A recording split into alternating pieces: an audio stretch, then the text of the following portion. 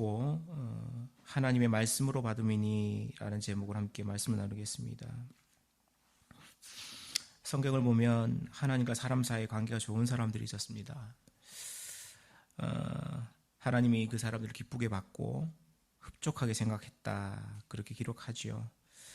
그리고 하나님을 기쁘게 하는 그 사람들은 하나님과의 관계가 되게 좋았고, 하나님 앞에 기도하면 응답하고, 하나님이 그들에게 큰 은혜로 함께 하셨다 하는 것을 보게 됩니다. 성경에는 그런 사람들을 보고 하나님 기뻐한다, 혹은 내 마음에 합한 사람이다, 그런 식으로 표현합니다. 대표적으로 그 다윗이 그런 사람이었습니다. 하나님은 다윗에 대해 내 마음에 합한 사람이라고 말씀합니다. 사도행전 13장 22절에 보면 내 마음에 합한 사람이다, 이새의 아들 다윗을 만나니 내 마음에 합한 사람이다, 그렇게 말하였습니다. 성경은 다윗에 대해 그 말씀을 번역하기를, 다른 번역에 보면 그가 나를 기쁘게 만들었다, 그렇게 번역합니다. 성경에 나오는 다윗의 삶을 살펴보면 그는 항상 하나님의 눈을 의식하는 사람이었고, 문제가 생길 때마다 하나님의 뜻을 물었던 사람이고, 하나님이 보냈던 사자에 대해, 대언자들에 대해 순종하는 사람이었습니다. 또 어떤 일이 생겼을 때 하나님이 기쁘게 하는 것인가, 이것이 기쁘게 하는 것인가, 그리고 또 하나님 앞에 기쁘게 할 것이 무엇인가를 스스로 살펴보며 스스로 알아서 했던 사람이었습니다. 그러나 그 사람이 항상 하나님의 눈을 의식하고 기쁘게 하며 그렇게 살았다, 그렇게 할 수는 없습니다. 인간에게 어쩔 수 없이 하나님의 말씀에 거역하는 일도 있고 하나님이 싫어하시는 일도 하기도 합니다. 대표적으로 다윗도 우리아의 아내 바세바를 범하였던 적이 있습니다. 그 일에 대해 아무렇지도 않게 누구의 눈에 띄지도 않았지만 하나님은 그 일을 아시고 선지자 나단을 보내어 책망합니다. 다윗은 그 나단 선지자의 책망과 경고의 말씀을 듣고 즉각 머리를 숙여 회개합니다. 이것이 하나님 의식하고 하나님 기쁘시게 하는 사람, 하나님이 누구인지 아는 사람이 하는 행동입니다. 다윗은 그런 사람이었기 때문에 하나님은 그를 통해 당신의 뜻을 이루어 가시고자 하셨습니다. 그리고 놀라운 은혜를 대대에 걸쳐 부어주시겠다 약속하셨습니다. 우리는 지난주에 사도 바울이 데살로니가에서 사역할 때 그들에게 어떤 마음으로 사역했는가, 어떤 마음으로 되어 있는가를 살펴보았습니다. 바울은 데살로니가의 성도들에게 복음을 맡은 청지기로 하나님의 말씀과 십자가의 복음을 온전히 전하는 그런 일을 했다, 그렇게 성경은 말합니다.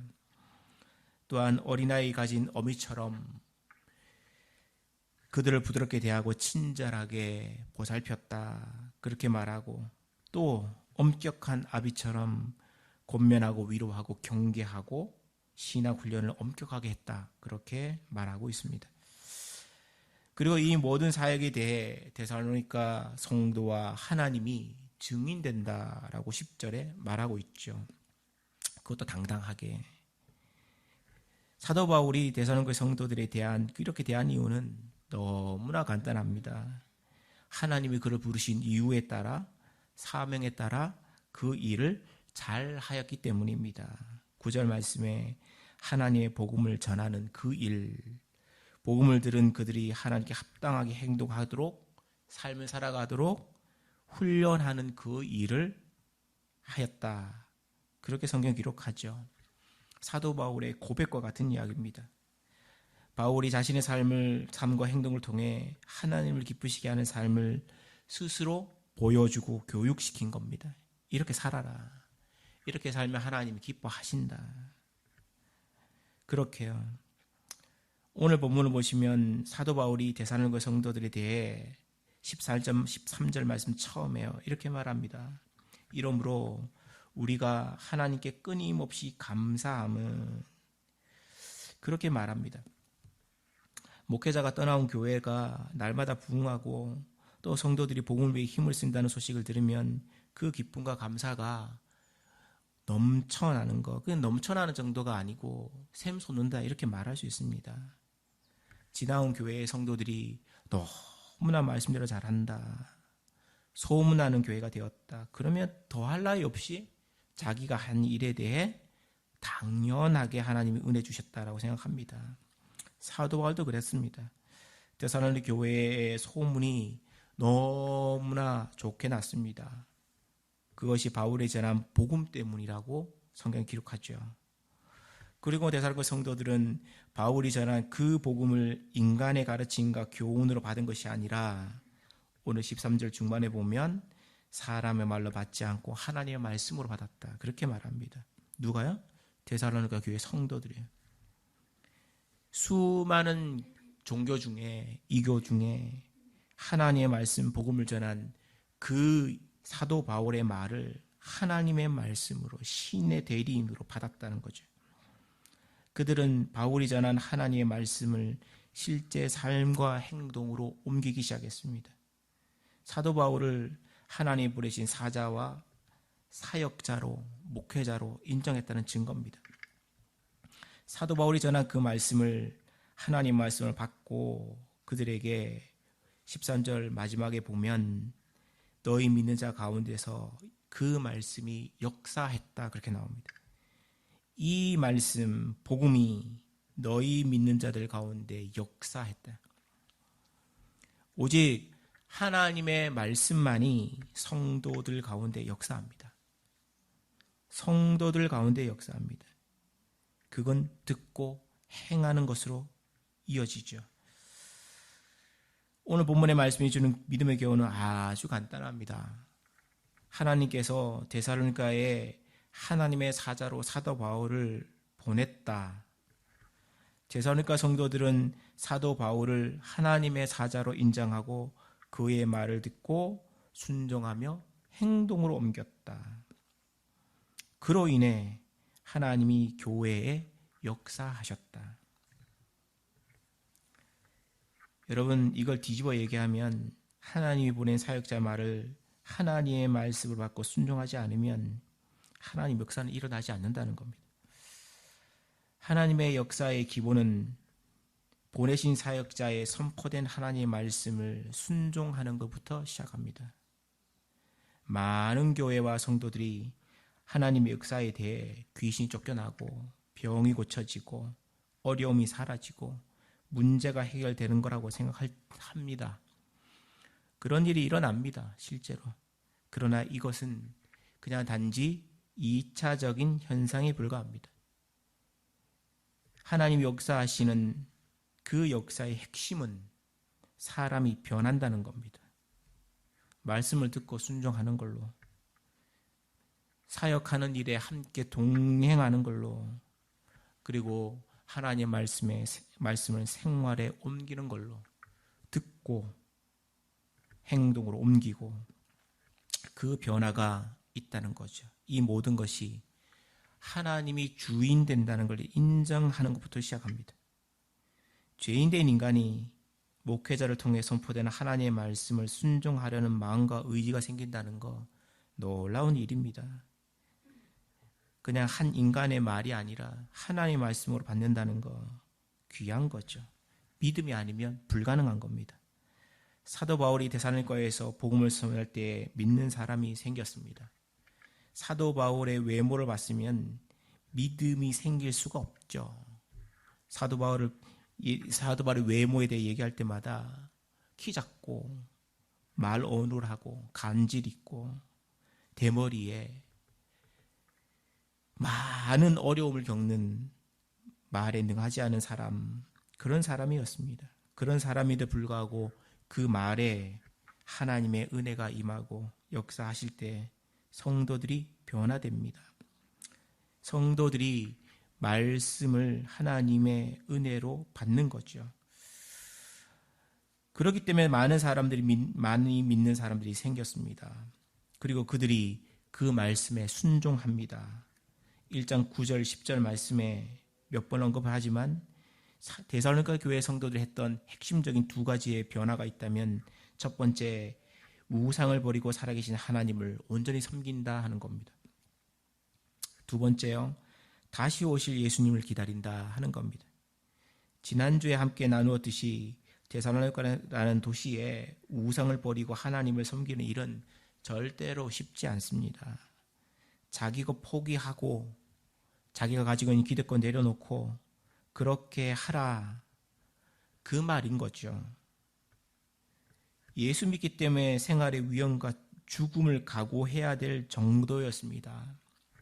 이후에 예수 믿는 사람들이 일어났을 때 로마는 철저하게 핍박하고 박해하고 심지어는 죽였습니다. 그래서 수많은 성도들이 땅굴 파고 들어갔죠. 그 기간이 100여 년 이상이 되었습니다. 햇볕 보지 못하고 땅속에 숨어 지는 게 100여 년 이상이 되었죠. 그런 일을 각오해야 될 정도로 예수 믿는 것이 어려운 시대였습니다. 그러나 합니다. 왜요? 그게 진리고 복음이고 생명이기 때문에 그렇습니다. 또 보지 못한 예수님을 다시 오실 것이라고 믿고 인내하고 기다린다는 거 이해할 수 없는 일입니다. 지금의 많은 성도들에게 예수님 다시 오실 거라고 말하면은 그거 안 믿습니다. 심지어는 신학을 하고 목회자라는 사람들도 예수님 다시 온다 그러면 잘 안 믿습니다. 근데 믿는 사람이 있죠. 성도들이야. 이런 변화로 인해 믿음의 아름다운 소식이 온 지역에 소문납니다. 어렵고 힘들어도 구제하고 섬기고 돕고 그런 일 합니다. 예루살렘에서 어려움이 생기고 큰 기근이 들었을 때 데살로니가 성도들이 돈 모아가지고 예루살렘 교회를 도왔습니다. 그런 일을 합니다.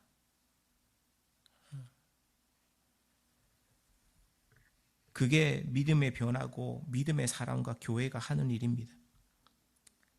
데살로니가 성도들이 사도 바울이 전한 복음대로 살아가니까 하나님이 역사하시고 온 지역에 아름다운 소문이 났다. 그게 데살로니가 교회에서 얘기하고 하는 말입니다. 성경에 나오는 교회 중에 사도 바울이 칭찬한 교회가 어디 있습니까? 없어요. 성경 중에. 계시록에 나오는 7교회 중에 유일한 한 교회만 칭찬받았죠. 사도 바울이 개척한 수많은 교회 중에 유일하게 칭찬한 교회는 데살로니가 교회뿐입니다. 그만큼 어렵다는 거죠. 여러분, 사도 바울이 복음을 전하고 예수님을 온전히 믿게 되었을 때 그들은 고난당했다 그랬습니다. 14절 말씀이에요. 형제들아, 너희가 그리스도 예수 안에서 유대에 있는 하나님의 교회들을 본받는 자가 되었다. 본받는 자가 되었죠. 복음대로, 십자가의 말씀대로, 하나님의 말씀대로 진짜 본받는 자가 되었죠. 그래서 그들이 겪은 게 뭡니까? 좋은 거, 풍성한 거, 세상에 떵떵거리는 그런 거 받은 게 아닙니다. 그 다음에요, 그들이 유대인들에게 고난받은 것과 같이 너희도 너희 동족에게 동일한 고난받는다 그랬습니다. 뭐 때문에? 십자가 때문에요. 예수 믿기 때문에 고난받는 거예요. 유대 땅에서 예수 믿는 사람들이 유대인들에게 고난당하는 것처럼 데살로니가 교회에 있는 성도들도 그들의 동족에게 어려움을 당한다는 겁니다. 미쳤다는 거죠. 그렇게 믿고 사냐고. 그런데도 뭐라고요?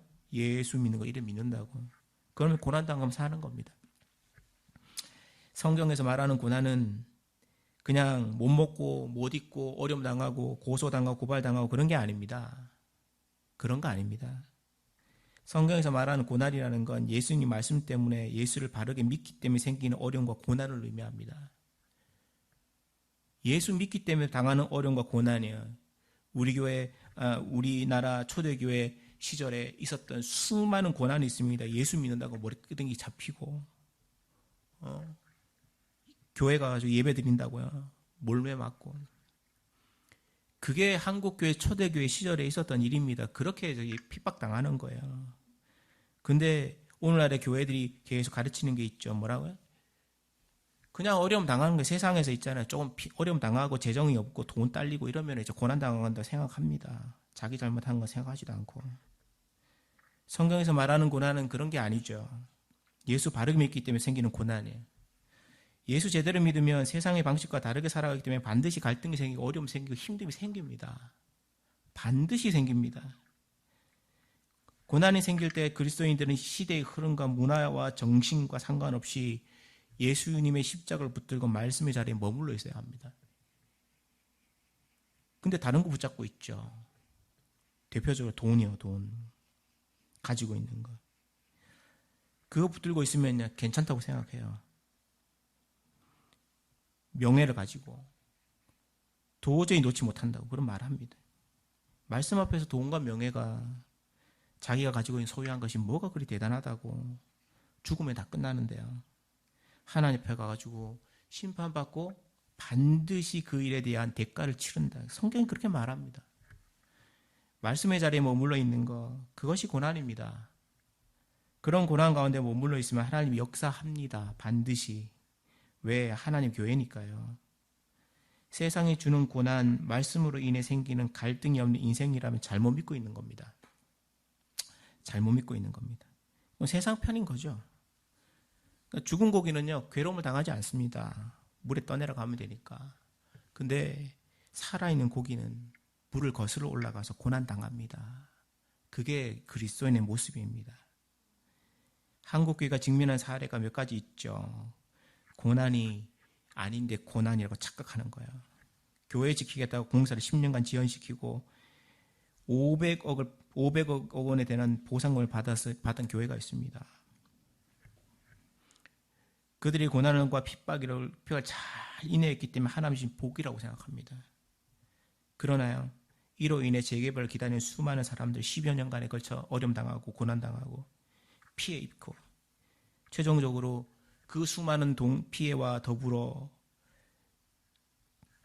1억 원이 각 가정마다 1억 원 이상 되는 피해를 더 입혔습니다. 그게 고난일까요? 세계 최대의 장로교회라고 자랑하는 모교회가 세습을 했습니다.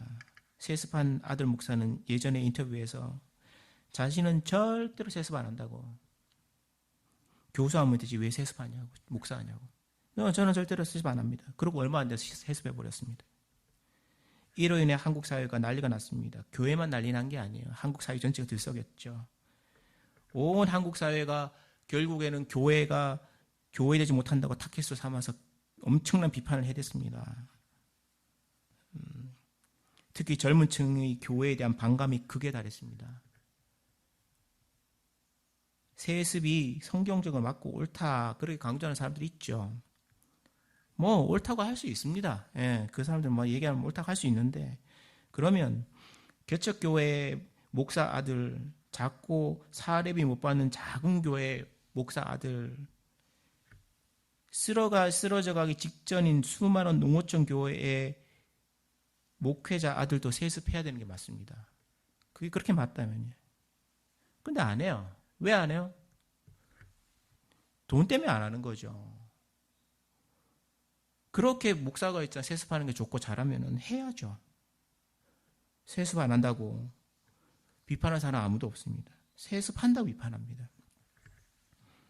장자 교단이고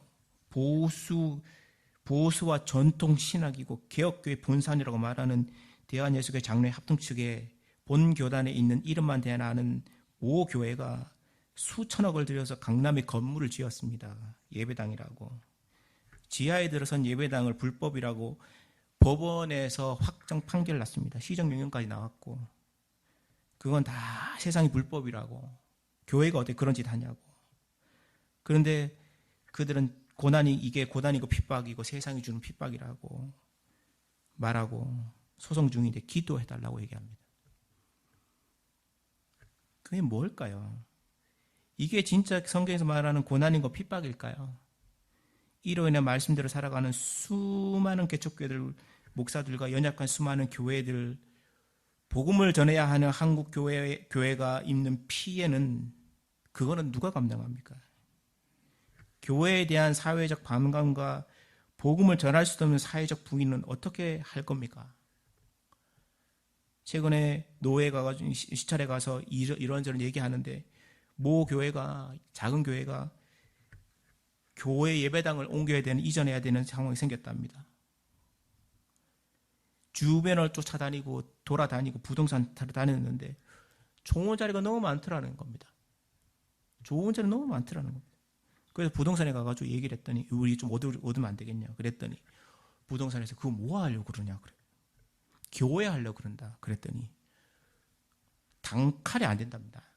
교회는 안 된답니다. 다 세줘도 교회는 안 준답니다. 근데 더 웃긴 게 뭔지 압니까? 그 건물 주인이 교회 장로랍니다. 교회 장로가 교회 세 들어온 거 싫어합니다. 그게 지금 한국 사회입니다. 한국 교회, 개척교회들이 겪는 어려움은 상상을 초월합니다. 누가 한 것 때문에? 세습한 교회 때문에, 법 안 지킨 교회 때문에.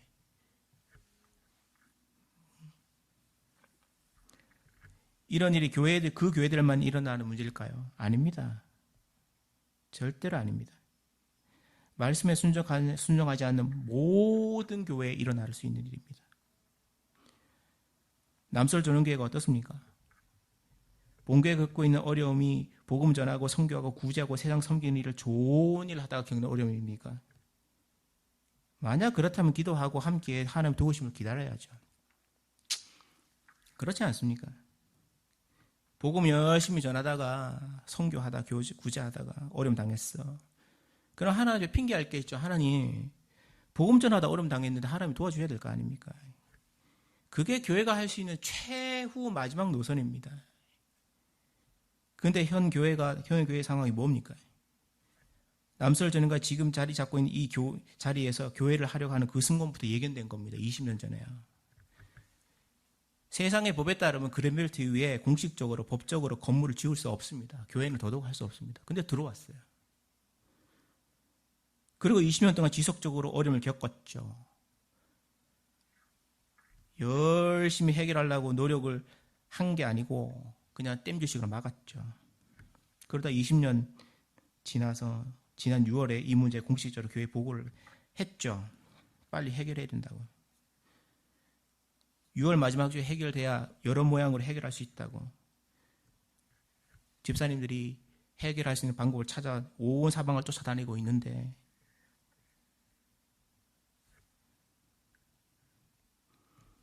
그 일에 대해 책임을 지지도 못하면서 기다리려고 하는 사람들이 있습니다. 국유지 약 2천만 원 정도의 미납금이 있습니다. 아마 이번 주에 당장 강제 집행급 700여만 원이 나올 겁니다. 2달 후에 예배당부터 시작해서 걸려져 있는 약 5천만 원이 넘는 강제 이행금이 부과될 겁니다. 지난달부터 내지 못했던 은행 대출금,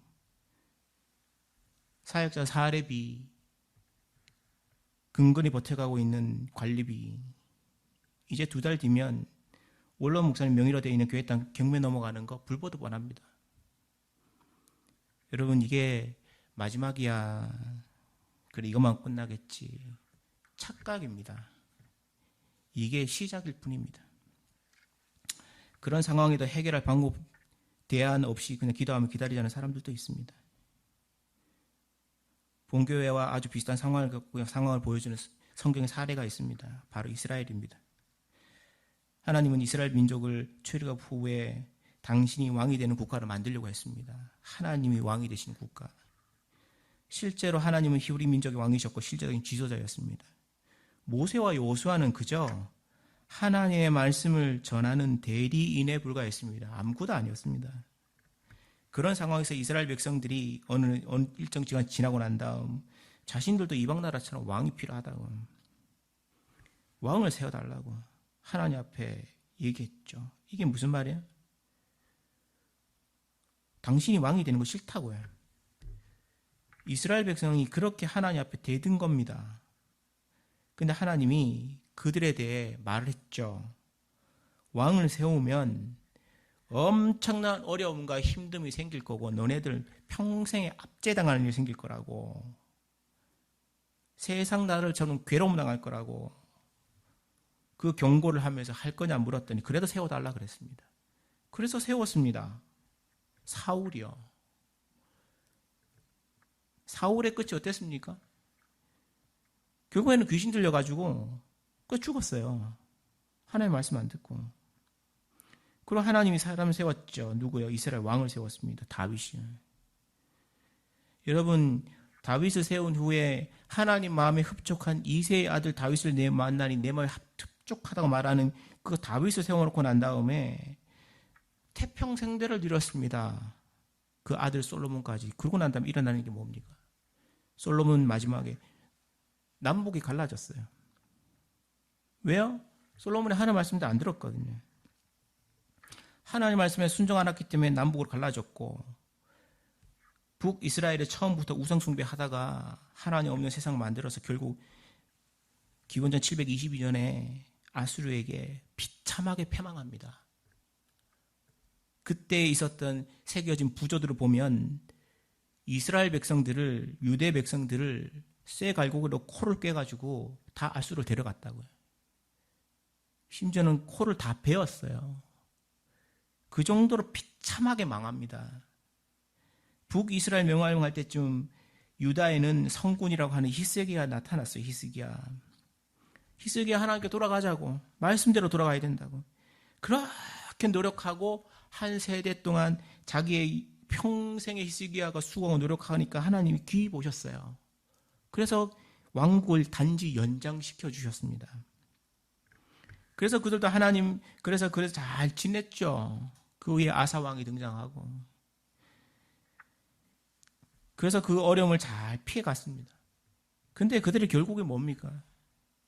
어느 날부터 시작해 자기들이 잘할 수 있다고 생각하고 잘 한다고 생각할 때 그들도 하나님을 망각하고 우상과 세상의 힘을 믿다가 결국에는 586년에 망했습니다. 누구의? 바벨론한테요. 바벨론한테 끌려갈 때는 더 비참하게 끌려갔어요. 남유다든 북이스라엘이든 그들이 멸망하게 되는 결과가 결정적인 게 뭘까요? 하나님 말씀을 안 들어서 그런 거예요. 하나님 말씀을. 하나님 앞에 하나님 이렇게 하겠다 그러면은 백성들이 끌려가야 되는데 안 끌려갔죠. 데살로니가 교회 성도들이 그 일을 안 한 겁니다. 반대로 하나님 말씀 듣고 순종하고 그랬어요. 그거 안 하고 있던 이스라엘 백성들이 있었죠. 유대 백성들을 그 당시에도요. 그 당시에도 어려움을 그 당시에 있었던 수많은 유대인들이 겪고 있던 게 있었습니다. 그 일이 왜 일어났는지를 설명을 하죠. 오늘 본문 15절에 보시면 이렇게 말합니다. 유대인들은 주 예수와 선지자를 죽였다. 복음 전하는 사람 죽였다는 거예요. 그리고요, 복음 전하 우리도 쫓아내고 하나님을 기쁘시게 하지 아니하고 모든 사람에게 대적되었다. 그래 말했습니다. 핵심이 뭐예요? 하나님의 말씀을 안 들었다는 거예요. 하나님의 말씀을 들어야 할 사람들이 듣지 않았다. 이스라엘 백성들이 망할 때 마지막에 뭐예요? 선지자들이 일어날 때마다 다 죽였다고요.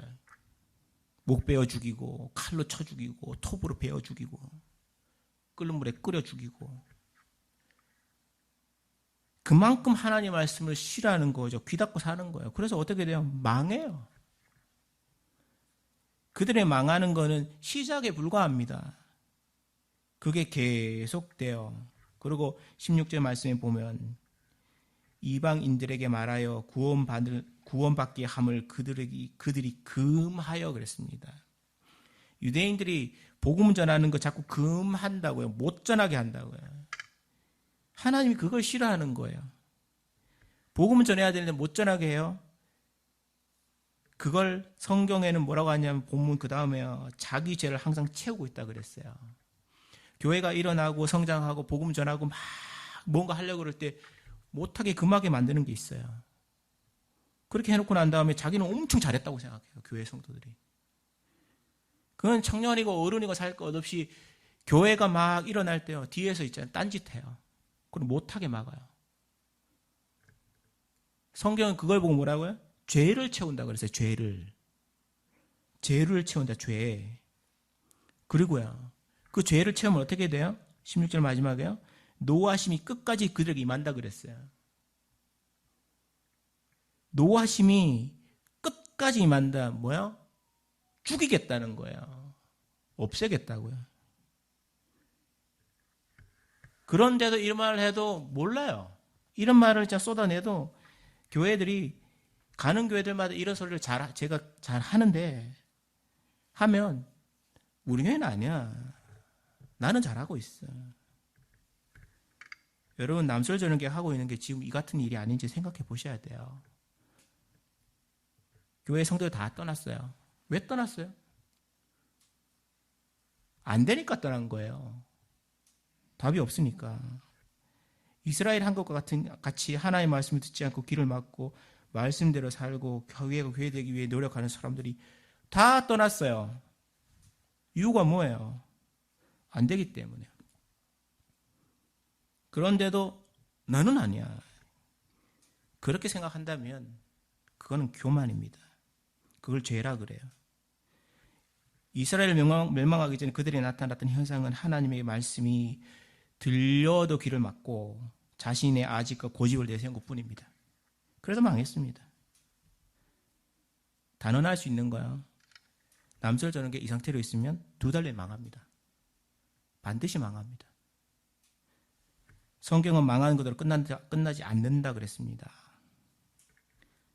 오늘 갖다 마지막에요. 16절에 자기의 죄를 항상 채움에 노하심이 끝까지 그들에게 만다. 여러분, 하나님 말씀에 하나님을 사랑하는 자들이 1000대까지 은혜 베푸신다 그랬어요. 하나님을 사랑하는 자들이 1000대까지 은혜 베푸신다고. 맞죠? 얼마나 귀한 말씀이에요. 근데 이 말씀을 설교자들이 그렇게 말을 많이 하면서 그 앞에 나오는 말을 안 해요. 어떤 거요? 하나님 말씀을 싫어하는 사람들에게 3, 4대까지 저주 퍼붓는다 그랬어요. 어느 가정이든 어느 가문이든 간에 3, 4대만 있잖아요. 저주가 퍼부어지면 그 가문이 없어져요. 반드시 없어져요. 그게 성경이 말하는 증거예요. 이스라엘 백성들이 지금 어려움 당하는 게 뭡니까? 지금까지 이스라엘 백성들이 고난당해요. 많은 학자들이 여기서 말할 때 노하심이 끝까지 그들에게 만다, 유대인들에게 만다 그랬던 그 말이요. 그거를 약 40년경에 48년경에 데살로니가 교회가 있었던 그 당시 48년 49년경에 유대 민족의 난리 없는 난생 처음으로 엄청난 기근을 당해요. 그거라고 얘기를 해요. 그리고 그것만 있습니까? 그 이후에 유대 땅에 있었던 수많은 사람들이 로마인들에 인해서 숙청당해요. 수많은 사람들이야. 그 이후에 70년 AD 70년에 티투스 장군이 로마에서 이스라엘 예루살렘 온 다음에 성전을 헐고 붕괴하고 사방했죠. 그러고 난 다음에 이스라엘 백성들이 유대 땅에서 다 떠납니다. 그리고 전 세계에 흩어져서 약 2000년 가까이 고난당해요. 지금 이스라엘 백성들이 이스라엘 그 나라를 세우고 난 다음에 그들이 하고 있는 게 뭡니까? 예전처럼 어려움 당하면 안 된다는 거야. 2000년 당했던 어려움을 또 당하면 안 된다. 그래서 걔네들이 엄청나게 뭉치는 거야. 여러분, 그게 성경이 말하는 하나님이 보시는 역사예요. 하나님을 사랑하는 자에게 1000대까지 은혜 베푸시지만 하나님 싫어하고 말씀 안 따르면 3, 4대가 저주 본다고. 그걸 항상 죄를 채운다 그랬고 노하심이 끝까지 임한다 그랬어요. 핵심이 뭐예요? 하나님의 말씀을 전하는 사역자, 목회자, 인도를 따르지 않으면 이스라엘처럼 망한다는 거예요. 반드시 심판한다는 거죠. 본문은 그런 일을 당하지 않으라고 하지 말라고 데살로니가 교회 같은 그런 교회를 보여주며 하나님의 말씀에 순종하고 세상이 아니라 말씀을 따르는 사람들이 나타나는 현상이 뭐야? 아름다운 소문나는 교회, 복받는 교회, 은혜로운 교회, 그런 교회 된다고요. 그걸 말을 하죠. 본문이 그런 일을 당하지 말라고 풍성한 하나님의 은혜를 누리기 위한 방법을 가르치고 있습니다. 13절 말씀에 마지막으로 너희가 우리에게 들은 바 하나님의 말씀을 받을 때 사람의 말로 받지 아니하고 하나님의 말씀을 받았다 그랬습니다. 이 말씀 기억하는 이번 한 주 되시기를 기도합니다. 같이 기도하겠습니다.